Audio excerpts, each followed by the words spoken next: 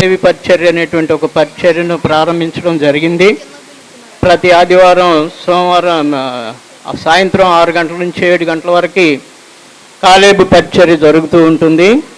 మరి ఆ పరిచర్యలో పాస్టర్ గారు పోయిన వారు ఏం చెప్పారు అంటే, యోహాను సువార్త మొదట యోహాను సువార్త నుంచి చదవండి, తర్వాత ఎఫెసీలు, తర్వాత యాకోబు, ఆ తదుపరి సామెతలు అట్లా చదువుకుని ఉదయకాలమందు నిద్రలేవగానే చదువుకుని ప్రార్థన చేసుకుంటే ఆ దినమంతా కూడా ఎలా ఉంటుందో మీకే తెలిసిద్ది అని చెప్పి నన్ను అన్నారు. మరి జూన్ నెల 22వ తారీఖు మొదటి వార్షికోత్సవం అనేటువంటి సంగతి నాకైతే అప్పటికి జ్ఞాపకం లేదు, కానీ తర్వాత తెలిసింది. పోయిన వారం నేను రాలేదు. మొన్న మేము చేసే స్కూల్ నుంచి ఎంఆర్సీకి, మా ఆఫీస్కి స్కూల్ అయిపోయిన తర్వాత బండి మీద వెళ్తా ఉన్నాను.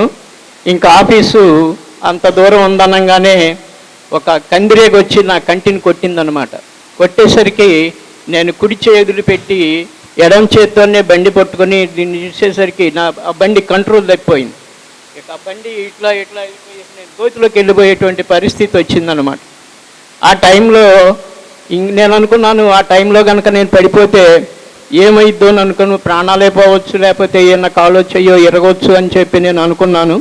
కానీ ఆశ్చర్యకరమైనటువంటి రీతిలో దేవుడు మరి కుడి చేతిని కూడా బ్రేక్ పై నుంచి దాని బండిని కంట్రోల్ చేసేటట్లుగా చేశాడు. దేవుడు అటువంటి ప్రమాదం నుంచి కాపాడిన దేవునికి స్తోత్రాలు.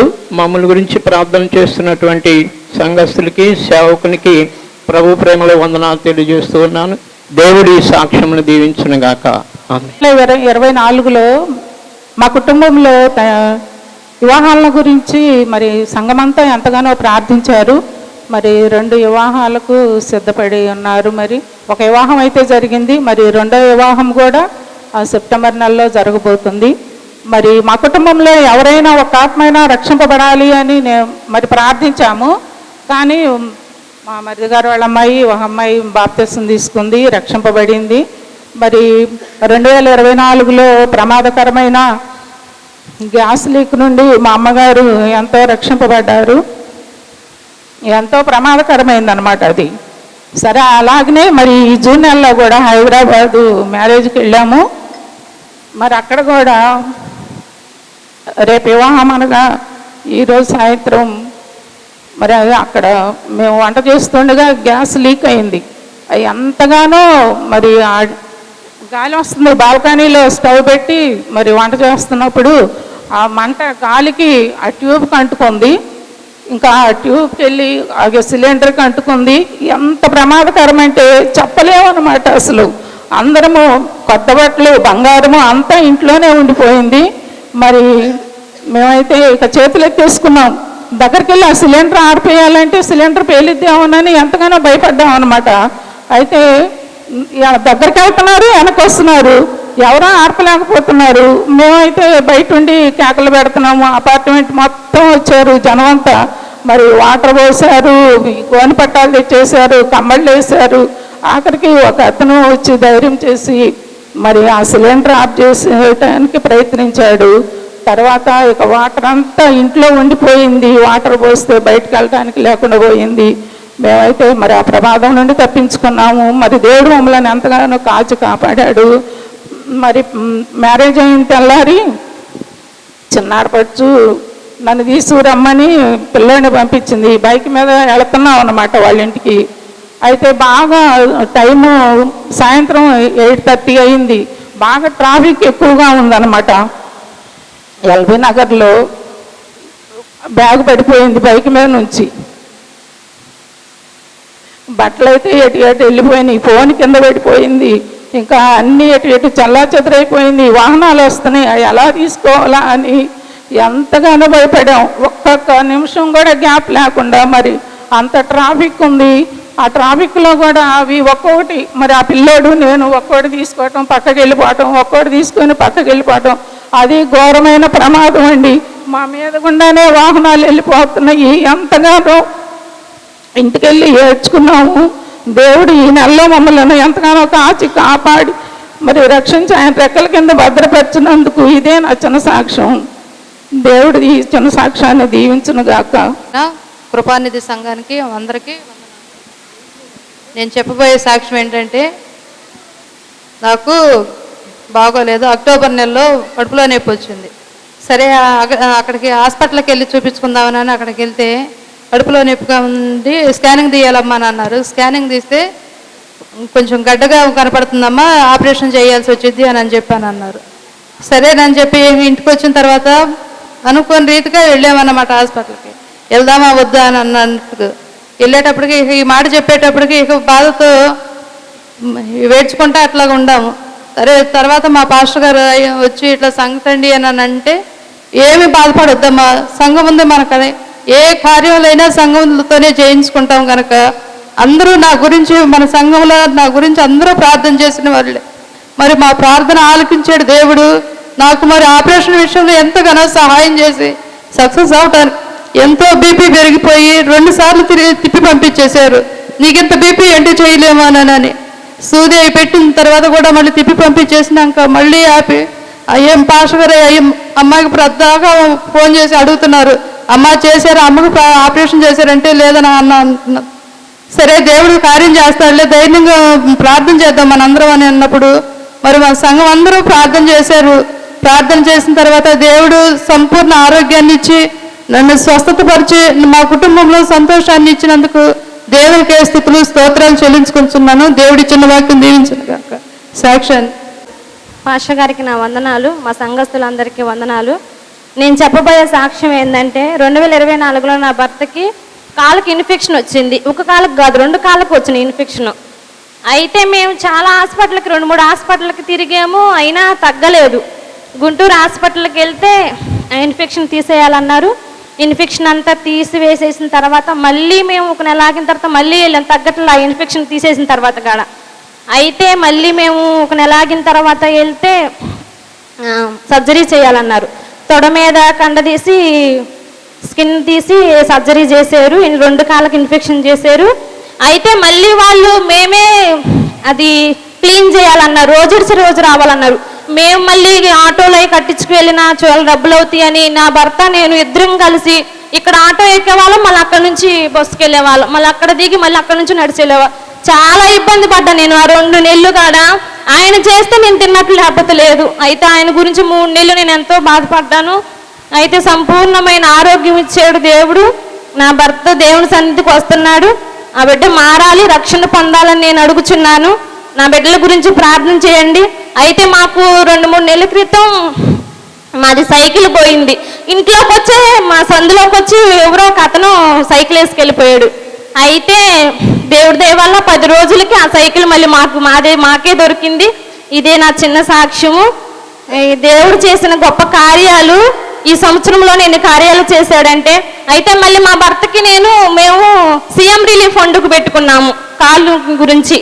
మళ్ళీ ఆ డబ్బులు కూడా పడ్డాయి. దేవుడు ఈ సంవత్సరంలోగా ఈ 3 కార్యాలు చేశాడు. ఇక మా కృపానిధి సంఘస్థులందరూ మా గురించి ప్రార్థన చేశారు. అదే కాకుండా నా భర్త గురించి 40 రోజు ఉపాస కుడుకుల్లో కూడా భర్త గురించి ప్రార్థన చేశారు. నా భర్త మారాలని, రక్షణ పొందాలని, అనుదినము మరవకుండా ప్రార్థనకు రావాలని, నా బిడ్డలకు మంచి జ్ఞానాన్ని కావాలని, నా బిడ్డలు కూడా బాల్య దశలో ఉన్నారు, స్కూల్కి వెలుచునుగా వచ్చునుగా మంచి కాపుదల, నాకు కూడా ఆత్మీయంగా ఎదగాలని నేను కూడా ఎదిగానని నేను అనుకుంటున్నాను ఈ సంవత్సరంలోగానే. ఇదే నా చిన్న సాక్ష్యం. దేవుడు దీవించును గాక. నీ కృపే తండ్రి. ఎంతమందో సాక్ష్యాలు చెప్పారు.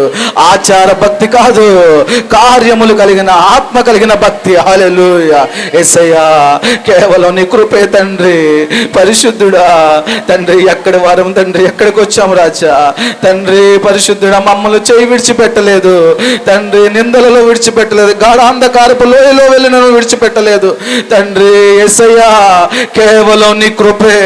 యేసయ్యా కేవలం నీ కృపే. మేము ఇలా ఉన్నామంటే కేవలం నీ కృపే. హల్లెలూయా. ఒకసారి చప్పట్లు కొడుతూ యేసయ్యని మహిమ పరుద్దాం. యేసయ్యా ఆ మాట చెప్తూ అందాం. యేసయ్యా కేవలం నీ కృపే తండ్రి. యేసయ్యా కేవలం నీ కృపే.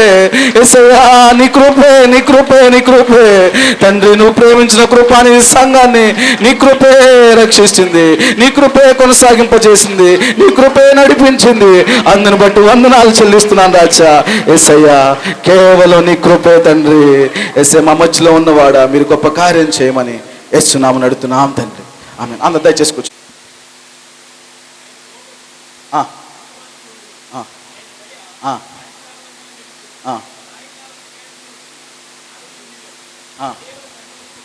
ఆ మాట ఒకటి చదవండి. సాయంకాలమున రాత్రి ఉండేను, ఉదయము, మళ్ళీ అందరూ చదవండి. సాయంకాలము ఏడ్పు వచ్చి రాత్రి ఉండినను, షార్ప్ తగ్గించండి. సాయంకాలము ఏడ్పు వచ్చి రాత్రి ఉండినను, ఉదయము సంతోషము కలుగును. హల్లెలూయా. సాయంకాలం ఏడుపు వచ్చిందంట, రాత్రి ఉందంట, కానీ అది సాధ్యమేనా? సాధ్యం.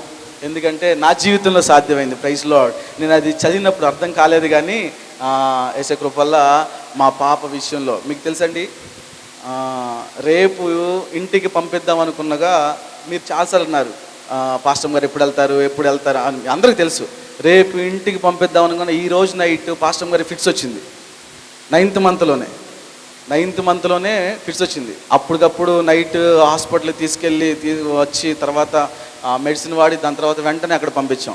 అందరూ అప్పుడు ఇక్కడ అమ్మ హాస్పిటల్లో వాళ్ళు అన్నారు, ఇప్పటికిప్పుడు ఆపరేషన్ చేసేయాలి. 9th మంత్ స్టార్టింగ్లోనే చేస్తారా?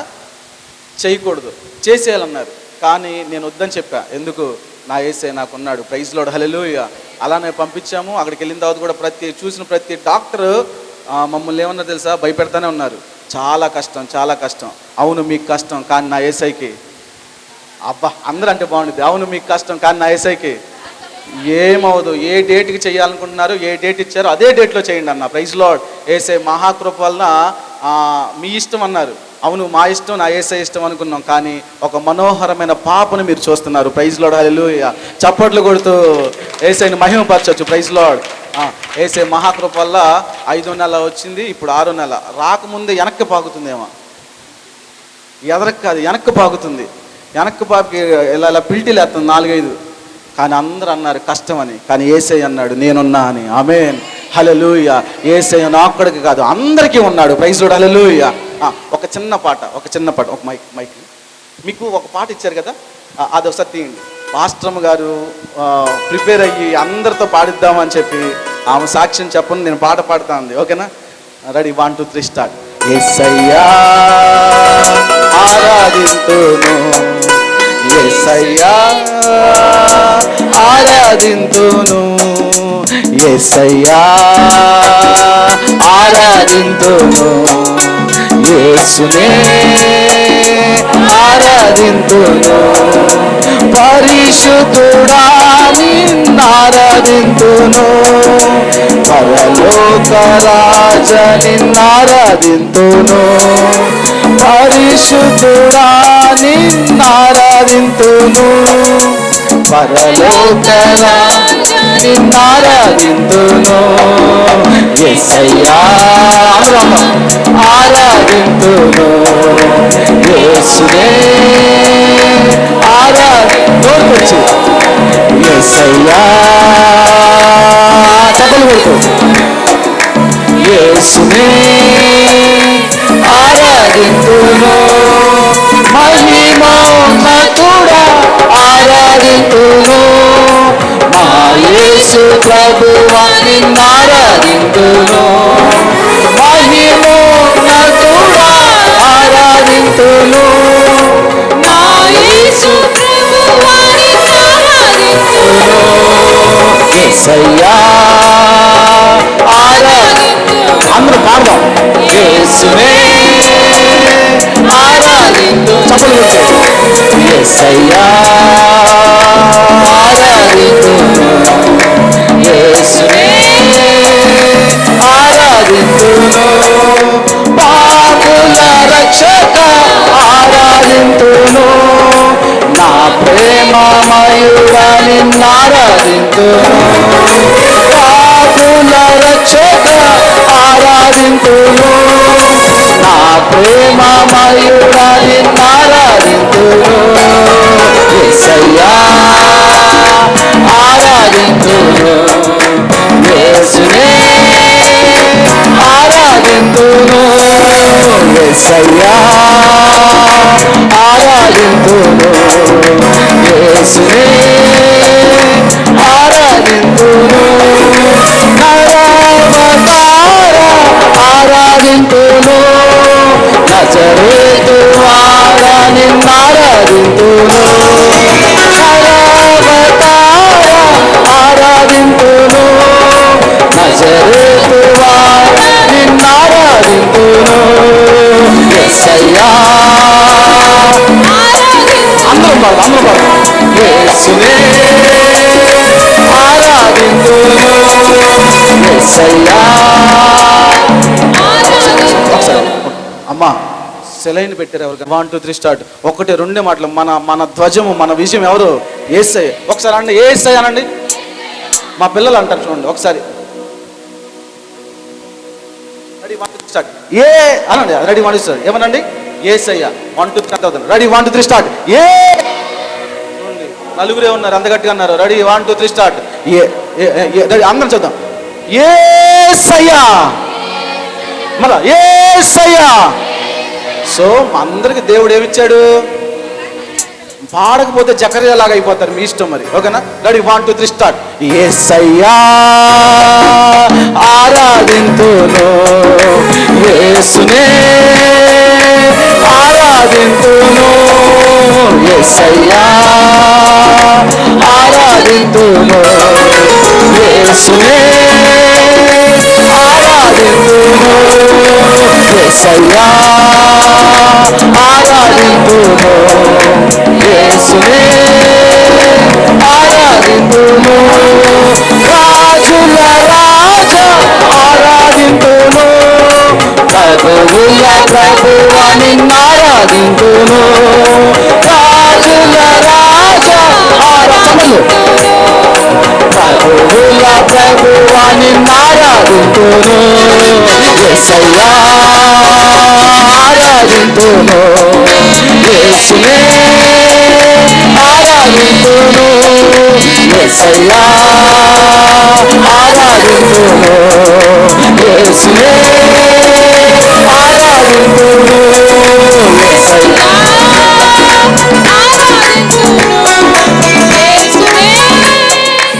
ఆరాధింతును, యేసయ్యా ఆరాధింతును, యేసునే ఆరాధింతును.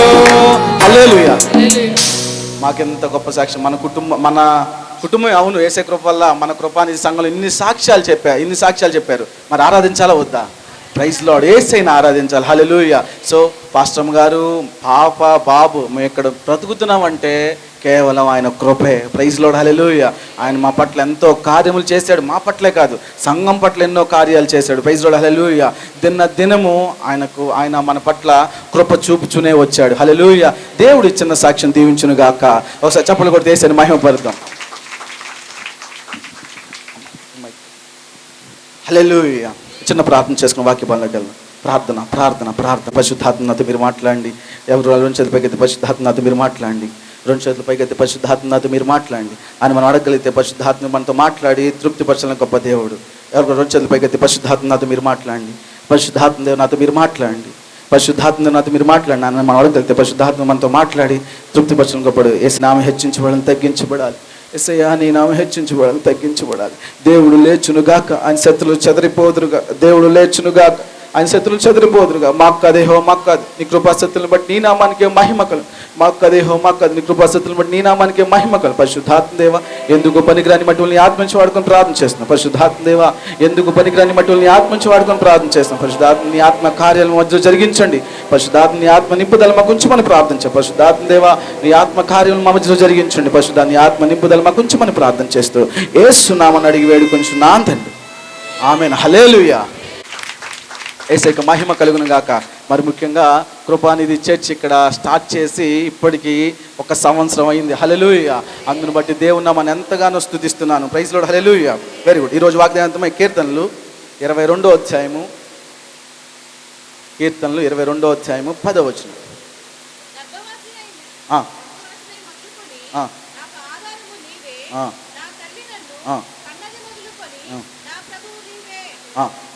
నా దేవుడవు నీవే. కీర్తనలు 22వ అధ్యాయం 10వ వచనం. కీర్తనలు 22వ అధ్యాయం 10వ వచనం. అందరం కలిసి చదువుదాం. Ready, 1 2 3 start. గర్భవాసినైనది మొదలుకొని నాకు, నా తల్లి నన్ను కన్నది మొదలుకొని నా దేవుడవు నీవే. హల్లెలూయా. ఏం చెప్తున్నా అక్కడ? గర్భవాసినైనది నాకు ఆధారము నీవే, నా తల్లి నన్ను కన్నది మొదలుకొని నా దేవుడవు నీవే. ఈరోజు వాగ్దానం ప్రసంగంశం, యేసే నా ఆధారము. ఆమె నాతో పాటు చెప్పండి. యేసే నా ఆధారము. కొంచెం గట్టిగా హల్లెలూయా. యేసే నా ఆధారము. ఒక్కసారి పక్కనున్న వ్యక్తికి వందనాలు చెప్పండి. దాని నుంచి మాట్లాడలేదు. వెనకాల ఉన్న వాళ్ళు కూడా చెప్పండి. అమ్మ వందనాలు అమ్మ, బాగున్నావా అనండి అమ్మ. మన ప్రసంగాంశం, యేసే నా ఆధారం. పక్క వ్యక్తి చెప్పండి ఆ మాట. యేసే నా ఆధారము. హల్లెలూయా. యేసే నా ఆధారము. చెప్పాలి. ఏ గర్భవాసినైనది నా.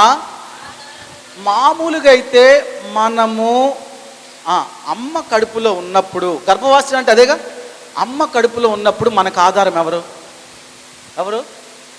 ఎవరు కాదు, అమ్మ కదా.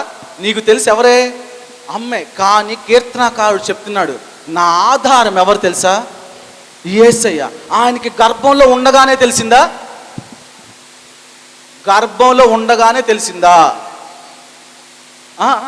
ఆయనకి ఎవరు చెప్తున్నారు ఈ మాట?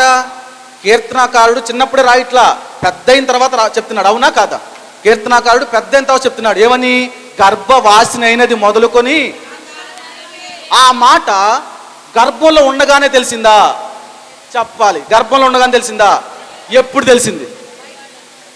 బయటకు వచ్చిన తర్వాత కొన్ని ఇబ్బందుల్ని దాటాడు, కొన్ని కష్టాల్ని దాటాడు, కొన్ని విషయాలతో ప్రార్థన చేశాడు. ఇవన్నీ చూసి అప్పుడు చెప్తున్నాడు ఏమని తెలుసా? నాకు ఆధారం నేను ప్రార్థన చేసినప్పుడే కాదు, తల్లి గర్భంలో ఉన్నప్పటి నుంచి నేను అనుకున్నా. ఎవరని? మా అమ్మ ఆధారం అనుకున్నా. కానీ నాకు ఇప్పుడు అర్థమవుతుంది, మా అమ్మ కాదు నాకు ఆధారం. Praise Lord. నా ఆధారం ఎవరు? యేసయ్య. Praise Lord. హల్లెలూయా. మీరు ఎప్పుడైనా ఒక పండును కోసుకొని తిన్నారా? చెప్పండి. ఏం పండు తిన్నారు? కుర్చీలో కూర్చున్న వాళ్ళు చెప్పండి అమ్మా. పక్కింట్లో కాదు, మీ ఇంట్లో పెరిగినాయి. కోసుకొని తిన్నారా? యాపిల్, జాంకాయ కోసుకొని తిన్నావు. హల్లెలూయా. వెరీ గుడ్, మంచిది. అయితే ఈ జామ పండుకి ఆధారం ఏంటి? చాలా జాగ్రత్తగా చెప్పాలి. ఈ జామ పండుకి ఆధారం ఏంటి? చెట్ట, వేర, కొమ్మల, వేర్ల. అబ్బా, మన సంఘంలో ఉన్న స్పెషాలిటీ ఇదే. ఏసే రక్తం చెయ్యం. హల్లెలూయా. ఆ పండుకి ఆధారం ఏంటి? కొమ్మ, ఆకుల, ఏంటండి? వేరుగా ఉన్నప్పుడు ఫలం వచ్చిందా? మా పురుషులు ఏం మాట్లాడలేదండి. వేరుగా ఉన్నప్పుడు ఫలం వచ్చిందా? రాలా. ఒకవేళ ఫలముగా అయిన తర్వాత ఫలము నోరొచ్చి చెప్పాలంటే నా ఆధారం నా రంగు, నా ఆధారం నా స్వీట్నెస్, నా ఆధారం ఇప్పుడు నేను అందరిని అట్రాక్ట్ చేస్తున్నానే, అది నా ఆధారం అంటే ఓకేనా? ఏం చెప్పాలి?